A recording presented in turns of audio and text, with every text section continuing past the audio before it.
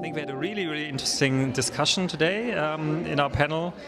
And for me, one of the key things I take away is that the situations are not so different, right? Whether it is somebody who, let's say, fled from persecution or hatred and violence, be it from Sudan to Kenya or from Myanmar to Bangladesh, or the situation that displaced women face here in Germany, or like the victims of trafficking that Solvodi are supporting.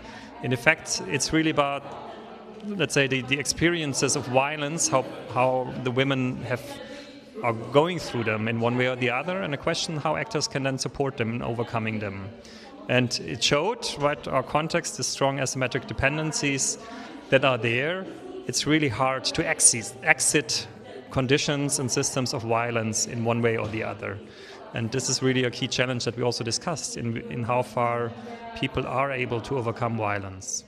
Whether they can cope themselves and often show a remarkable degree of resilience, but there's always boundaries to it. Sort of the agency is always constrained in one way or the other.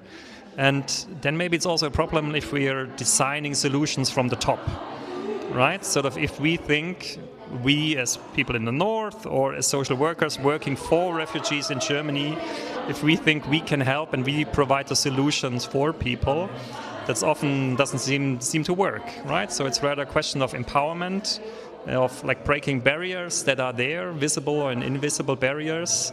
And I think the colleague from the Refugee Advisory Board made it very clear, right? Sort of that in designing solutions, people who have been affected themselves must be part of finding these solutions themselves. So I think when designing alternative pathways or thinking about the ways out of violence, I think the solutions and the guidance must come from the people who have lived through violence. People